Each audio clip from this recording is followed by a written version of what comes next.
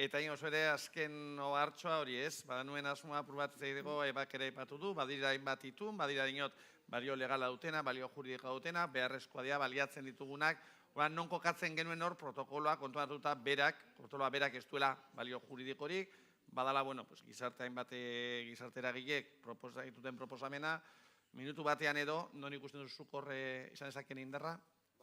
Iruditzen zait, hor, baliagarria izan daitekeela, nahiz eta legindarrik izanez, 3 arrazoiengatik. Lehenbizikoa da, orain arte indarrean dagoen giza eskubideen nazioarteko zuzenbidea estatuaren betaurrekoekin begiratu gaitu. Estatuaren begiratik arautu da hizkuntzak, arautu dira hizkuntzak eta abar. Plantamentu hori protokoloak irauli egiten du.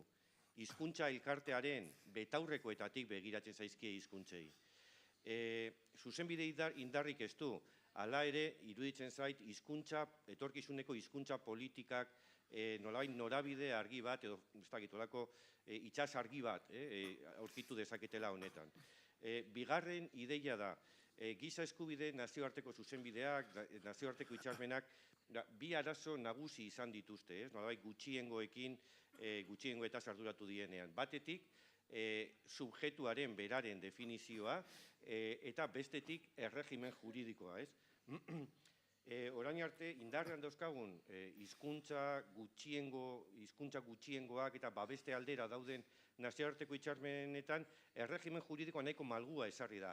Baldintzatzailez josia, aukerari bada, nahikori baldin badago, baldintzatzaile piloa izan dira. Hori ere protokoloak irauli egiten du. Subjektuari begira, Bartzelonako deklarazioaren oinorde izanik protokoloa, hizkuntzak lurraldearekin duten lotura horri heldu, eta nolabait parametro objektibatzaile bezala erabiltzen da. Hizkuntza elkartea da hemen subjektua. Eta horrek sortzen ditu hizkuntza eskubideak individualak eta nik zalantzarik ez dut baita kolektiboak ere. Erregimen juridikoa, kasu honetan, argia da. Estandarrak behar bezala eta zehatz daude zehaztuta. Hain zuzen, erabil daiteke checklist baten modura, ez? Neurri hau betetzen da, ez bai, espada betetzen, noiz beteko da, ze neurri hartu daiteke, ze hizkuntza politika ezar dezakegun, nolabait, horretan erabat baliagarria izan daiteke baita ere erregimen juridikoari begira. Eta azken arrazoia, 3. Giza eskubidei buruzko nazioarteko zuzenbidearen helburu nagusia izan da, hizkuntza gutxituak, hizkuntza elkarteak, hoien nolabait akomodazio bat, estatuaren barruan. Helburua akomodazioa bilatzea izan da. Protokoloak aldiz, hizkuntzak guztien arteko erabateko berdintasuna bermatu nahi du, eta nolabait ekitatezko estatus bat hartu du oinarritzat. Talde horretatik, bai iruditzen zait, aurrera pausu nabarmena dela, aurrera begirako hizkuntza politikak nolabait politiketan eragina izango duen dokumentu bat dela, eta nolabait, iruditzen zait, ekitatezko, estatus hori edo hortara heltzeko benetan elementu positiboa dela, eta hain zuzen Donostiak Europari luzatzen dion dokumentu hau. Bale, eskerrik asko, urduritzen hasi garaia denborarekin, eskerrik asko Eba, eskerrik asko, eta beste behin plaza hau baliatu.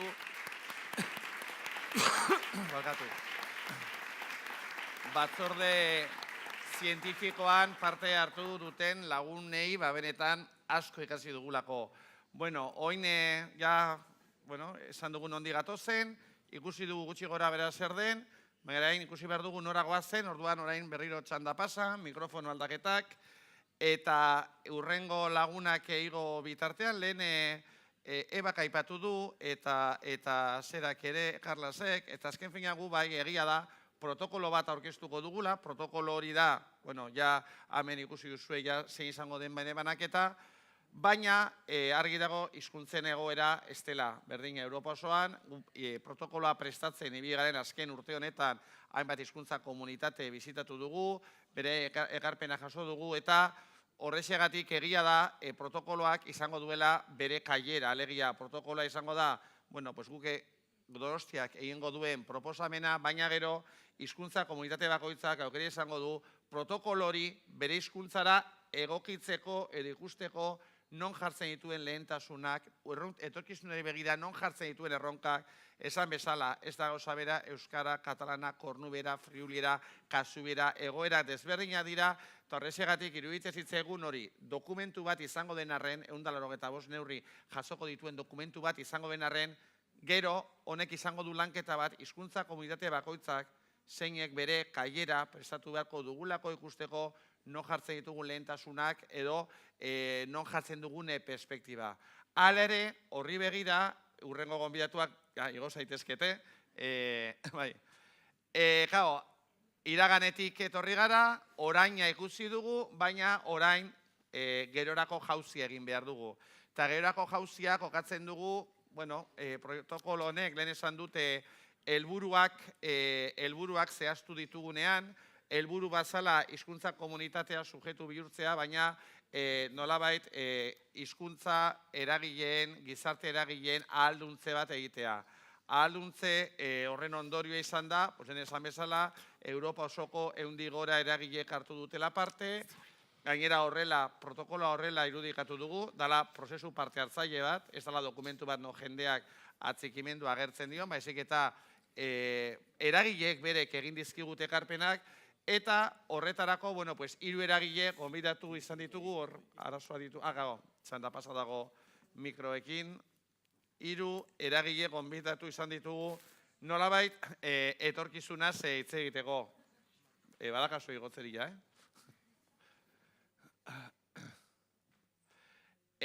Programan aldaketatxo bat egon da, bueno, beste barik ikusteko kaiera bera, hor agertuko dira protokoloaren adierazleak, baina gero hor ja komunitate bakoitzak erabakiko du, bueno, pues noiz, igual, thank you.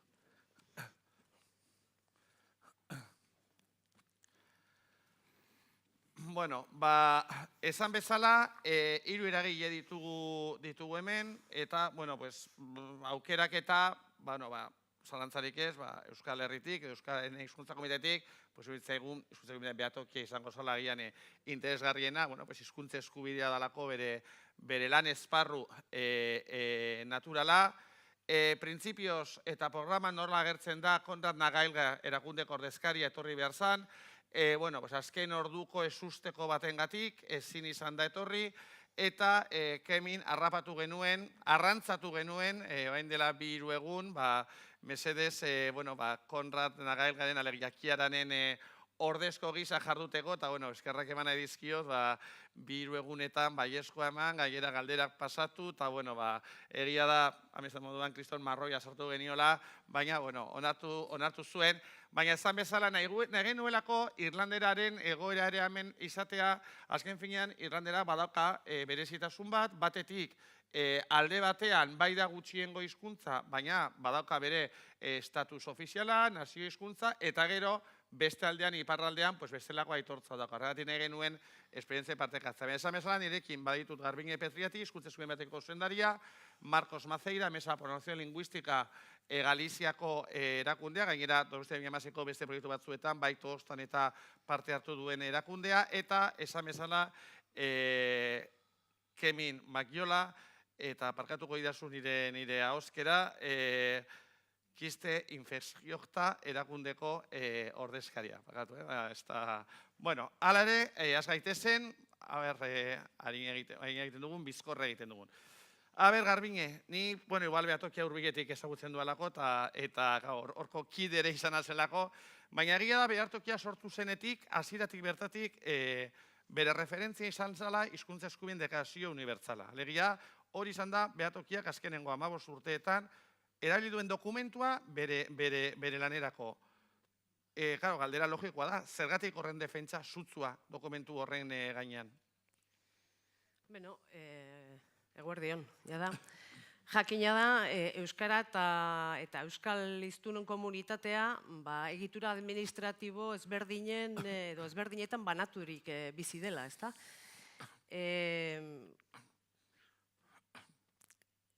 Eremu batzuetan ofiziala da, hizkuntza, beste batzuetan ez da, eta beste batzuetan nahi bali baduzue erdixka edo ez dakigu noraino, ezta? Horrela esan genezake, Espainiar estatuak ezartzen duela gaztelania ezagutu beharreko bezala, obligaziozkoa, eta gero tokian tokiko komunitateetako hizkuntzak eskubidea izango dute nolabait ere ezagutuak izateko, ezta? Gero erkidegoetara etorrita, aipatu dugu, eremu batzuetan ofiziala. Euskal Autonomia Erkidegoan ofiziala da 82 ezkeroztik euskara, Nafarroan 86an gaur 30 urte betetzen dituen Baskoentziaren legeak zonaldeak ezartzen ditu eta zonaldearen arabera aitortzen dizkie eskubideak hiztunei eta horietako zonalde batzuetan ez da ofiziala eta gero dago Ipar Euskal Herria. Ipar Euskal Herrian estatu frantsesak ez dio inongo aitortzarik egiten frantsesa ez diren gainontzeko hizkuntzai. Beraz, euskara eta euskaldunok badirudi, pixkete ikustezin edo garela, ezta? Claro, egoera horren edo errealitate honen aurrean nola zehaztu euskal hiztunei hizkuntza eskubideak bermatzen zaizkien edo eta urratzen zaizkien. Eta galdera horren aurrean, bene-benetako indarra eta tokia hartzen du hizkuntza eskubideen deklarazio unibertsalak. Bertan ezartzen delako hizkuntza eskubideak ezin direla estatus juridiko edo administratibo edo eta hiztun kopuruaren menpe geratu. Hizkuntza komunitate hemen entzun dugun bezala, ezta? Orain dela gutxi. Hizkuntza komunitate guztiek dituztela hizkuntza eskubide berberak eta ezin dela desberdintasunik edo bazterkeriarik sortu hizkuntza dela eta. Hori horrela izanik, printzipio horiekin jokatu du behatokiak hasieratik hizkuntza eskubideak bermatzen diren edo eta urratzen diren zehazteko. Erreferente horiek ezinbestekoak izan dira, deklarazioan jasotzen diren erreferente horiek ezinbestekoak izan dira, bere lana aurrera ateratzeko eta bere eginkizun nagusia eta helburu nagusia alegia euskal hiztunen hizkuntza eskubideen defensa eta noainoko bermea dagoen zehazteko. Ados. Jemin, lehen justo zu aurkeztu zaitu danean, Irlandera zergatik aukeratu genuen aipatu dut, baina haien apur bat horren inguruan hausnaketa txiki bat eskatu nahiko nizuke, esan dugu Irlanderaren egoera, aitortza ere desberdina dela, errepublikan eta iparraldeko iparraldean. Eta, apurator, nahiko nuke zure valorazio txiki bat, edo bi eremu horien inguruan, eta protokoloak ea lagun dezaken batean, bestean, batean bai bestean ez, batean ere ez, miote horren inguruko hausnaketa txiki bat. Dus just bwylam mawehus agolav as an corridor for me. Just want to begin by Skurigasko ra ni kevin nice laniginten dot kistje NSDAC de gelega ikin eta skara zi kastanari nice so bishimest das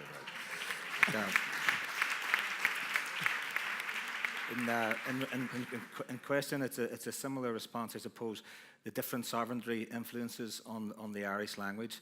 I live in north of Ireland, and if you want to kind of look at it as a kind of a region, you could be sort of looking at in the Republic of Ireland, or the 26 counties in the south, it has complete official recognition, and you can compare that to, I suppose, to the Welsh, which is of a lesser scale, and of Scotland, which would be of a lesser scale again. And then you come to the north of Ireland, which is a lesser scale again. So some kind of historical context, I suppose. The Republic of Ireland has had almost 100 years of independence. And in my opinion, and many people's opinions, grassroots activists, we have had little or no effort to repair the colonial, I suppose, damage for centuries that has been going on. Now, as most of you will know, if you arrive in Dublin, you'll see a lot of visibility. You'll see Gaelic language signs and stuff. But looking back over the decades, we could see like no real passion from government after government to do anything about this. And there's been no real effort to put resources into reviving the language. But of course, it could be said that it's been because of centuries of colonial rule, and it was almost like imposing a British society in Ireland. So after centuries, the language part of that is almost going to fade out and disappear. Now, with regards to the north of Ireland, the language has become highly political. And historically, when you look at the north and how it was created, it was established as a regime to uphold unionism and British rule in Ireland, I suppose. So during those years, when the south got independence, the north, the Irish language speakers were further and further isolated, and it became very, very difficult, and of course, even very hostile environment to promote the Irish language and Irish culture. Now, I suppose the Good Friday Agreement, an international agreement that came along in the 90s, this is following the decades of the conflict, etc., as well. Gerry Adams from Sinn Féin, he put very, very firmly that the Gaelic language needs to have a focus in the peace process. So, to some extent, that has changed the environment a bit.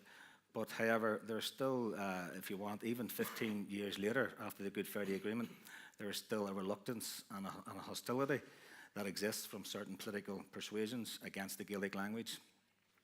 There's been a refusal to accept the Irish Language Act.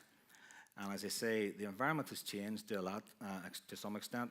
And a lot of this came down to the growth of the Irish medium schools, because with the new Good Friday Agreement came legislation that enabled Irish medium schools to develop.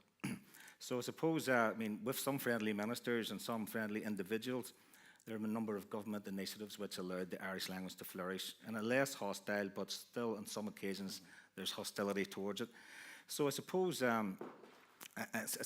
it's about more than just promoting a language. I think we need to sort of promote it as a way of life. You know, our opponents and our people who are opposed to the language of Irish culture, they would say that it's more like a pastime. It's not like a way of life. But as the schools develop and as the education sector develops, it becomes a community.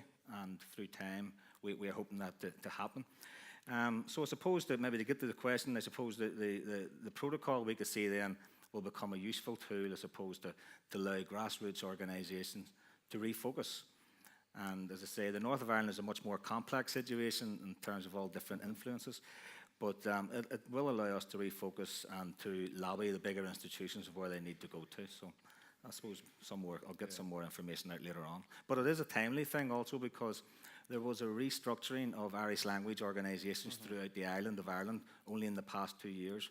For like 60, 70 years, there were big, huge institutions getting substantial resources, and they weren't having any trickle-down effects to the grassroots. So they were more like big offices in Dublin and stuff like that. So, but they weren't really have a major impact. So the restructure, new life, new generation coming to take on the lead role. So we're optimistic. Marcos, zure kasuan, egia da, neurri batean Espainiako estatuko ofizialtasunaren barruan kokatuta, baina egia da, protokoloaren prestakuntzai dagokionez, Galiziako komunitatetik, Galiziako gizarte eragileetatik, ekarpen asko iritsi direla. Zergatik?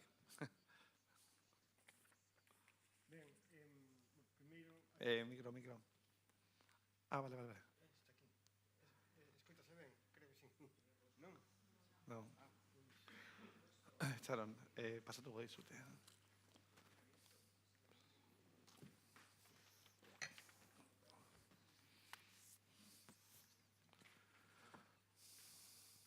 Ben, solucionar o problema técnico. Vou utilizar o galego, que me perdoen tamén as traductoras, penso que se me vai entender ben, senón, pois, inmediatamente mudo, non? Para que se entenda. A cuestión de oficialidade en relación ao galego é unha cuestión simplemente aparencial, non? Desde o ano 1971 aparece no Estatuto de Autonomía, mas na práctica non houbo plasmación diso a nivel social e a nivel real, non? A realidade é que facer unha vida en galego, unha vida plena, como en calquera outra lingua oficial, por exemplo, como no español, é realmente imposible, non é absolutamente imposible.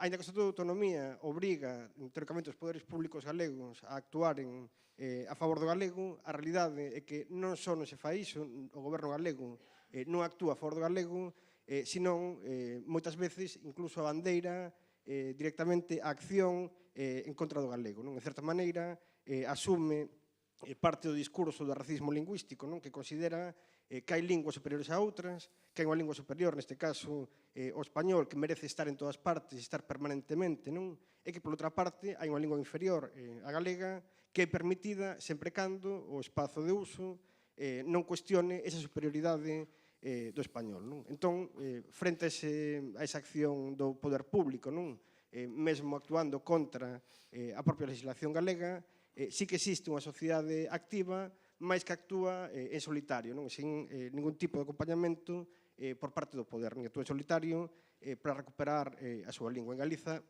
temos unha plataforma social moi ampla, creada no ano 2010, que conta con organizacións sindicais, organizacións de pais e nais, asociacións de veciños, entidades deportivas, entidades de todo tipo, que están na sociedade. E son realmente as que actúan para repor nos seus espazos a lingua galega. Todo isto, como dicía, sen que haxa ningún tipo de actuación. Mesmo, algunhas delas foron ou chegaron aportacións a este protocolo. O que observamos é que todos os avances para a lingua galega, incluída a oficialidade, foron conquistas sociais, foron conquistas da sociedade civil, máis ou menos organizada. Mesmo a propia oficialidade, a propia inclusión da oficialidade no Estatuto de Autonomía foi froito diso. Hai que lembralo, iso foi consecuencia de mobilización social, de sancións gubernativas, de despedimentos mesmo, de moito sofrimento detrás tamén desa acción social para conseguir ese pequeno paso adiante. E mesmo, se na actualidade co goberno galego que hai, non hai máis acción en contra do galego, é porque, a pesar de todas as dificultades, aínda existe esa sociedade organizada. Entón, lóxicamente, se hai posibilidade de contarmos cunha ferramenta común que atenda tamén as especificidades máis xeral, que permita avanzar nos dereitos lingüísticos e avanzar en contra desa situación de subordinación permanente, de secundarización e de, ás veces, inexistencia, ou de considerar que a nosa lingua é simplemente un adorno, pois, lóxicamente, esa sociedade que está organizada, que é moi activa, pois acolle perfectamente iniciativas como esta, polas que, por certo, hai que darles parabéns a Consello Luá, porque realmente penso que non só a Mesa, sino todas as entidades que traballan dunha maneira ou doutra a favor do galego, pois vamos ter algo polo que poderemos exixirlle tamén aos gobernos que actúen para deixarnos de ser elementos de segunda, ser simplemente seres humanos e como humanos diversos tamén. E a nosa diversidade tamén ten que, a nosa aportación á diversidade tamén ten que existir. Gauza bat, badakit hizkuntzena, interpreteek esan dute galego ingelesa egiterik ez dutela, bai, pastoia eta bizba. Dute, ez da... Bueno, hemen ja Pilar daukate behar bezala, sorrotz, bueno, 5 minutu, baina, bai, barkatu. Bai?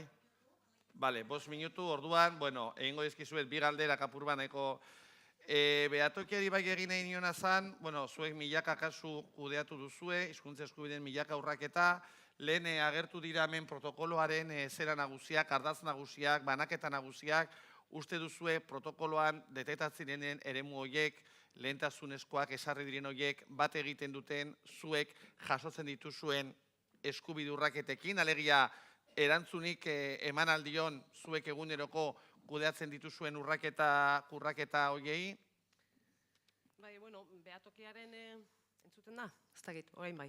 Behatokiaren zereginetako bat urterik urte izan da bizka bat, jendarteari helaraztea edo bizka bat nolabaiteko argazkia eskaintzea bueno, hizkuntza eskubideen egoera zein den, nolabaiteko diagnosia egitea, ezta? Hori egiteko herritarrek urtean zehar helarazitako bizipenetan oinarritzen da, eta bizipen horiek urterik urte ondorioak utzi dituzte, ezta? Eta urte batetik bestera gainera, hainbat bentsat asko aldatzen ez direnak, bai? Hor, esan genezake, badirela, hainbat eremu herritarrek larritasun edo larriagotasun handiagoz bizi dituztenak, ezta? Eta horietako bat da osasun asistentzia, osasun asistentzia duina euskeraz eta norberaren hizkuntzan jasotzeko zailtasunak kezkatu egiten ditu herritarrak, horrek kalitatean ere beran eragiten duelarik. Beste bat justiziaren eremua da, justiziaren eremuan prozedura judizial bat aurrera eramateko zailtasunak mahai gaineratu dituzte herritarrek, eta horretan saiatu direnean atzerapenak eta kalte edo albo kalte ondorioak pairatu dituztela ere esan. Eta hirugarren bat da herrizaingo saila edo segurtasun indarrekin zerikusia duten bizipenak, ezta? Hor arrakala sortzen dute bi edo hiru eremu horiek nagusiki. Eta, bueno, ikusi dut protokoloan eremu horiek azaltzen direla lehentasunezko eremu bezala, ezta? Iruditzen zait bat egiten duela horrek, irizpide horrek, behatokiak urterik urte atera dituen ondorio horiekin, eta ez dela kasualidadea protokoloan horiek lehentasun moduan jasotzea. Bai, Kevin, apur bat, Arin, bai da egian, nik ikusi dut azken ezagit hilabeteotan urtean, Irlanderari dagokionez, aldarrikapenak, ez da aldatu, baina pisu handia hartu dutela Irlanderari dagokionez kokatzea giza eskubideak eta hizkuntza eskubideak. Azken, bueno, hainbat kanpaina egin izan dira, ez? Parametroetan kokatzeko hizkuntza eskubideak, giza eskubideak, ez? Uztarketa hori eman dadin. Zute horre mezuetan eta aldaketa hori ongala, gehien bat igual iparraldean, eta hor, bueno, hizkuntza eskubidea bermatzeko protokoloa da, uztarketa horretan lagungarri esan daiteke protokoloa?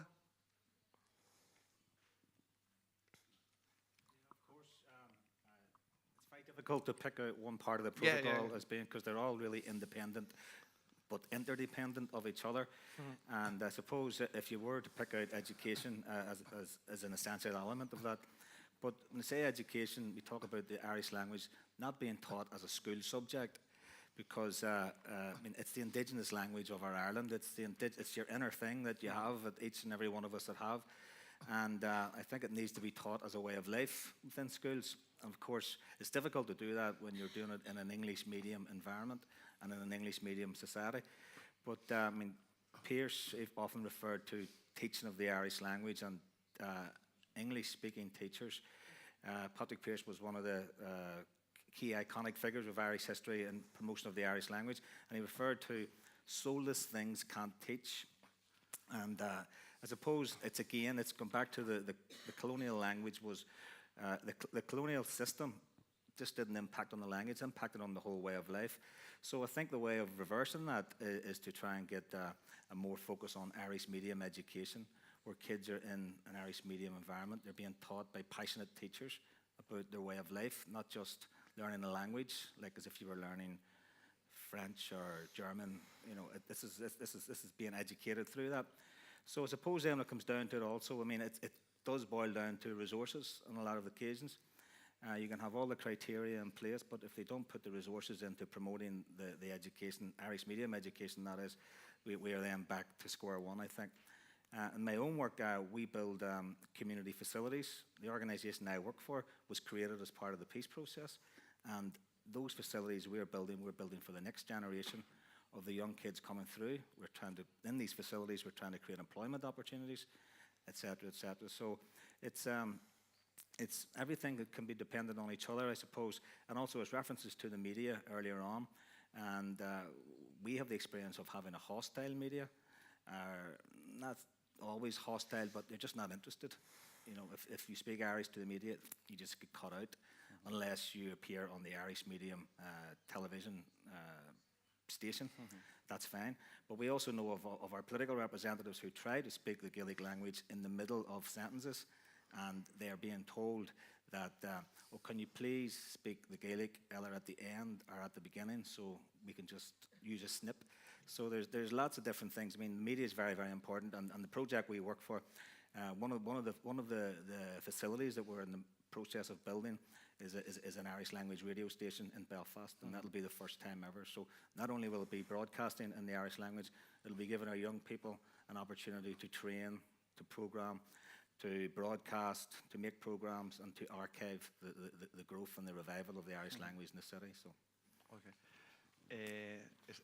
Bueno, bota galdera bat, eta gero minutu erdiko galdera bat egingo dio Marcosi, bezala.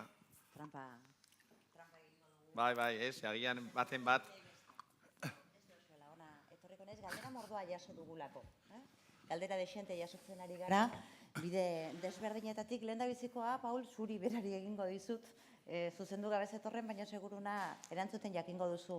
Galdetzen digute zein adiera erabili du protokoloak hizkuntzak definitzeko garaian, minoritario ala minorizatu, eta zergaitik? Bueno, hizkuntza bermatzeko protokoloak erabili duen terminologia da hizkuntza eskubideen deklarazio unibertsala zehaztu zuena. Horregatik, lehen Karlasak esan du, hitz egiten du hizkuntza komunitateaz. Eta hizkuntza komunitateak, lehen Karlasak erakurri zein den bere definizioa. Horregatik gu saiestu dugu, azkenean gutxiengoa, beti izanengo dugu, gutxiengoa da kontzeptu matematiko bat. Eta orduan horrek berez ez dakar relevantziarik. Guk beti hitz egiten dugu hizkuntza gutxitu ez. Alegia gutxiagotze prozesu bat paiatu duten hizkuntzaz. Horregatik neurrietan denbora guztia hizkuntza gutxitu agertzen da. Baina beti ere kokatuta hizkuntza gutxituari erreferentzia egiten diogula hizkuntza komunitate horren hizkuntzari. Badugu beste galdera bat, Carles Tornerentzat. Igual mikrofona inguratzen baldin badiozu, noski jende asko hartu du parte mai honetan, da orduan orain jokoa pixka bat partitzen ari gara. Carles, ¿por qué la ONU no está preparada para hablar de la protección de los derechos lingüísticos? Preguntan si existen intereses en contra. Añado, tenemos que ser breves. La promoción de los derechos lingüísticos encuentra muchas barreras, primeras las jurídicas y la de los modelos de Estado que no permite que se desarrollen. Pero actualmente es cierto que, por ejemplo, lo que se acaba de mencionar en Irlanda, la presión de los media y de los modelos de negocio de los medios de comunicación es una presión muy fuerte. Y luego está todo lo que inevitablemente el desarrollo de los derechos de una comunidad implica para las comunidades vecinas, de aprender a convivir mediante la traducción, el conocimiento y el respeto mutuo. Y eso podríamos declinarlo en muchos contextos, en Turquía, con masacres en este momento, y en otros lugares de maneras menos trágicas, pero es un reto real. La paz va vinculada al desarrollo de los derechos lingüísticos, y eso estamos todos convencidos, y provoca tensiones en más de un lugar. Voy a trasladar una última pregunta. Gero ondoren Paulek itxial izango duzu. Falta zitzaizun horrekin kasu honetan, Ebarentzat da, another question for Eba, that in such a technological society, which are, in your opinion, the ways to ensure that minority languages are used in the economic world? You have mentioned it.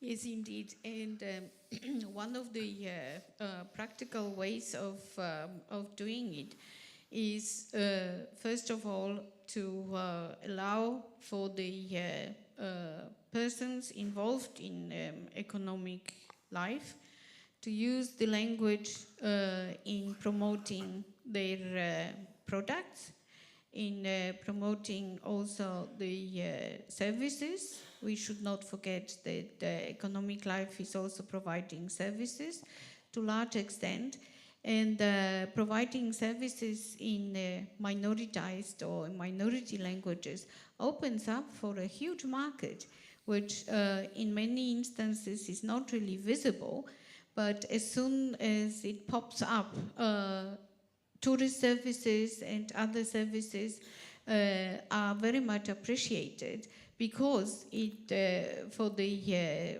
people coming from outside, it gives also a flair of a genuine and to some extent maybe also traditional way of life. So one should not forget that there are very different and various ways of including minority and minoritized languages into economic life.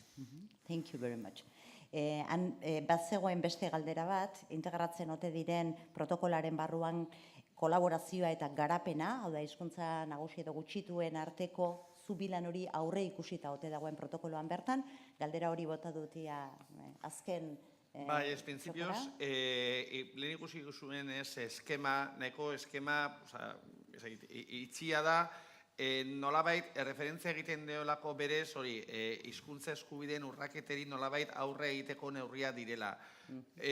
Aurrekoan ere komentatzen dugu, protokolo hau ez du izango da, lehena, protokolo honek izango ditu urrengoak, alegia, protokolo honek atzen du sujetu bezala hizkuntza komunitatea, naiz eta egia da, badituen bi artikulu oinarrizko giza eskubideetan oinarritutakoak, alegia Language Human Rights horien tazutakoak, justo justizia hilotutakoak, baina, eta neko genuke ere, orain Europako perspektibarekin dauka, neko genuke, bueno, urrengo hiriburutza batean, mundurako jauzia egitea.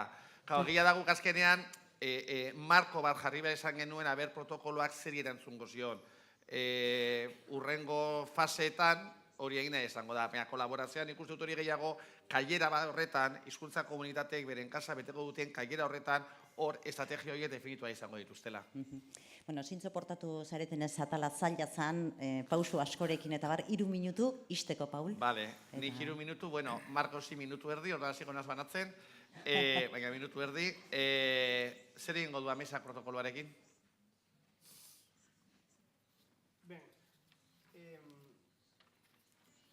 Lo primero, utilizarlo para realmente presionar al gobierno para que, en primer lugar, aplique su propia legislación, ¿no? Y luego que se dé cuenta de que también hay un mundo internacional que defiende la existencia de los pueblos, la existencia de las lenguas, ¿no? Porque al final es lo mismo. Y intentar que a través de este protocolo se salga de esa línea de racismo lingüístico y de considerar que hay pueblos, hay lenguas inferiores a otras. Lo primero va a ser continuar con la difusión de este protocolo entre las diferentes entidades sociales, no solo del campo de defensa de la lengua, sino de todos los campos sociales, ¿no? Justo de los que afecta este protocolo, como se comentaba antes, el ámbito económico, etcétera, etcétera.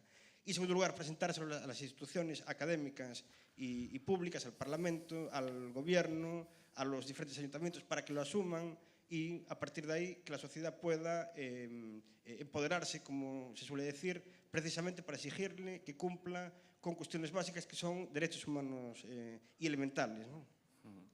Creo que fue breve.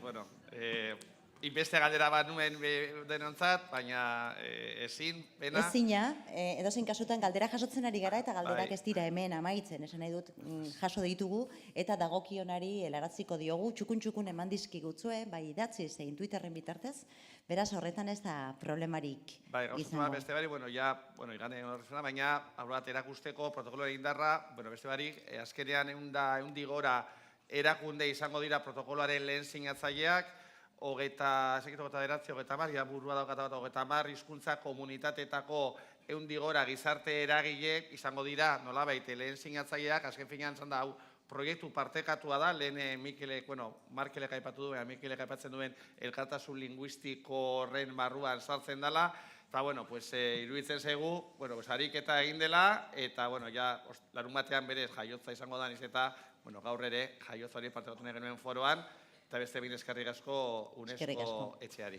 Mila esker. Txalo, guztientzat.